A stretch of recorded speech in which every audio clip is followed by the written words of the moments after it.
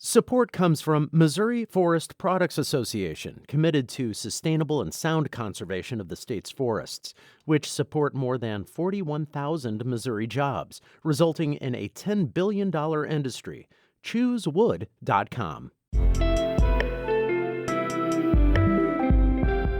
It's Tuesday, November 16th. This is The Gateway. I'm Shayla Farzan, in for Wayne Pratt. Ahead, the overall population in the St. Louis region barely grew in the past decade, according to the 2020 census results. But that trend is not true for all races and ethnicities. The basic things that bring people to the area, the lower cost of living, amazing educational opportunities, as well as professional opportunities. St. Louis Public Radio's Eric Schmid examines why more Latinos are moving to St. Louis and deciding to call the region home. First, the news. President Joe Biden on Monday signed a sweeping $1 trillion infrastructure bill. Mayors from St. Louis and Kansas City were on hand in Washington to hail the legislation that will direct federal money to Missouri. St. Louis Public Radio's Steve Vakra reports for the Midwest Newsroom. Missouri gets low marks for the quality of its roads and highways. The American Society of Civil Engineers gave Missouri's infrastructure a C- on a recent report card. The wide-ranging federal infrastructure bill that went into law on Monday would send billions of dollars to Missouri. The White House says Missouri could expect close to $7 billion for combined road, highway, and bridge projects over the next 5 years. Public transportation and rural broadband would benefit as well. St. Louis Mayor Tishara Jones traveled to Washington along with Kansas City Mayor Quinton Lucas to celebrate the bill's passage at the White House. A usually divided Congress negotiated over the infrastructure bill, and ultimately enough Republicans joined with Democrats to get the bill passed, including the outgoing senator from Missouri, Roy Blunt. For the Midwest Newsroom, I'm Steve Vakrat, St. Louis Public Radio. Nursing homes must now allow indoor visits for all residents under new federal rules. Facilities can no longer limit the number of visitors that a resident has at one time, or the length of the visits, according to the Centers for Medicare and Medicaid Services. Marjorie Moore is the executive director of Voice STL, a nonprofit that advocates for nursing home residents and their families in eastern Missouri. She says social isolation has had a detrimental effect on people living in nursing homes during the pandemic. Nursing homes want to make sure that their residents are safe and the residents are free of COVID, but there is this balance of making sure that residents have social lives and are able to communicate freely with family members. Nursing homes had previously been allowed to restrict outside visitors to reduce the risk of COVID outbreaks. Visitors to nursing homes should still take precautions, including masking and physical distancing. Finally, a group of lawyers plans to use a federal grant to help residents in North St. Louis limit the number of vacant and abandoned homes. Attorneys with the Neighborhood Vacancy Initiative will use the more than $370,000 grant to provide support to communities suffering from neglect and poor investment. Peter Hoffman is an attorney with the organization. He works with residents to hold predatory and absentee landlords accountable and seek home repair assistance. Under Missouri law, we can actually file a suit on behalf of the neighborhood organization and compel that owner to do something. We have some use it or lose it statutes.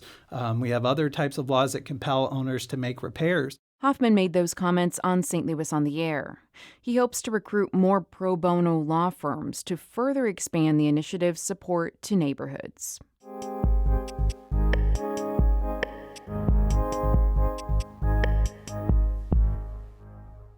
The Latino population is one of the only communities that grew in every corner of the St. Louis region, according to the most recent census. And the results from 2020 indicate their numbers here will continue to rise. St. Louis Public Radio's Eric Schmid reports on why more Latinos are calling the St. Louis region home. To be clear, this isn't a new phenomenon. Between 2000 and 2010, the percentages of Latinos in the St. Louis region roughly doubled, and that same trend essentially held for the past decade, too. There are now more than 100,000 Latino residents in the region. Much of the growth has come in Madison, St. Clair, St. Louis, and St. Charles counties, as well as St. Louis, where Latino residents now account for more than 5% of the city's population.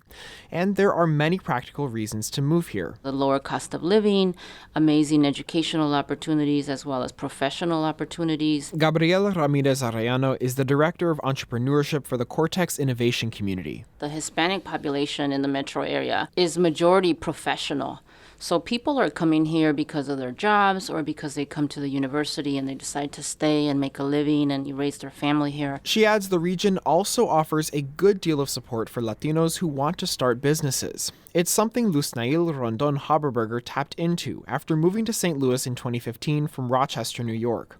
2 years later, she started Lusco Technologies, which has found considerable success, mainly contracting with Ameren to help design and maintain the local electric grid. There are a lot of free resources to entrepreneurs, from how to do your business plan, how to do your accounting, marketing, or even recruiting. The Venezuelan native says she had always wanted to start her own company, especially after earning an MBA in addition to her master's degree in electrical engineering from UCLA. She says having her own business was a way for her to add flexibility between work and spending time with her kids.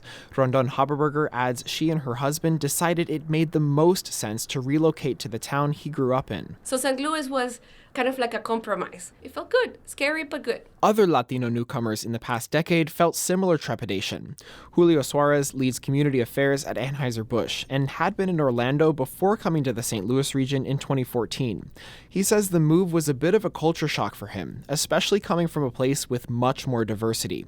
Suarez, who's originally from Panama, says he spent his first years in St. Louis seeking other Latinos in his company and in general. There was just something that I was craving. Whether it was the food, the music, conversations about other parts of the world, it's hard to put my pulse on it, other than the fact that I was missing something that it was hard to describe. He has found it, though, and says the community and culture he's a part of is powerful. Leveraging the fact that I speak Spanish and English is a great value, not only for me professionally, but also for this company. And it's not just about being bilingual, it's also about being bicultural. That's one of the things Norma Vega appreciates most about St. Louis for her children. Vega moved to Fairmont City 18 years ago from Mexico and says the largely immigrant village gave her family space to embrace both countries' cultures. Yo pienso que es importante nosotros tratar de que nuestros hijos no pierdan sus raíces. She says it's important that her kids don't lose their roots. Even though Vega has been here for nearly 2 decades, she says she still struggles to achieve her American dream because of how much daily activities in the St. Louis region require speaking English. Puedes aprender, give me one, number one, ¿sí? No te quedas con hambre. Pero cuando son cuestiones médicas, cuestiones legales, ocupas quien te ayude. She says you can learn to order fast food and not go hungry, but when it's medical or legal questions, you need someone to help. Ramirez Arellano says the pandemic showed how critical it is for local governments to share messages in more than just English. She co-founded Estiel Juntos for that reason, to fill the void of solid information about COVID-19 in Spanish. We definitely cannot wait around for us to put an emphasis on this kind of outreach. And she says there are other things civic leaders should consider to support the naturally expanding Latino community here. The population is a lot younger, so therefore workforce efforts maybe need to change, right? We're looking at what does workforce look like in the future, but we're looking at people that are already adults. Rondon Haberberger echoes this sentiment, especially since the majority of Latinos in St. Louis and across the country are around 10 years old. I want those 11-year-old kids to be the engineers working on my system 20, 30 years from now. Well, and staying here, too. Exactly. Rondon Haberberger says she hopes to blaze a trail for other Latinos who may come to St. Louis. While she was born and raised in Caracas, Venezuela, she says the arch is now a symbol for home. I'm Eric Schmid, St. Louis Public Radio. Brian Munoz helped produce this report. Fred Ehrlich edited it. Shula Newman is the executive editor of St. Louis Public Radio, a member-supported service of the University of Missouri St. Louis. Music by Ryan McNeely of Adult Fur. I'm Shayla Farzan.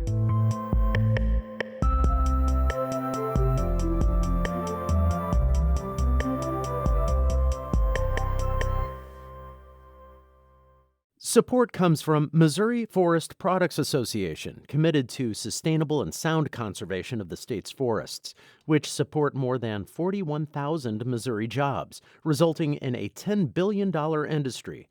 ChooseWood.com.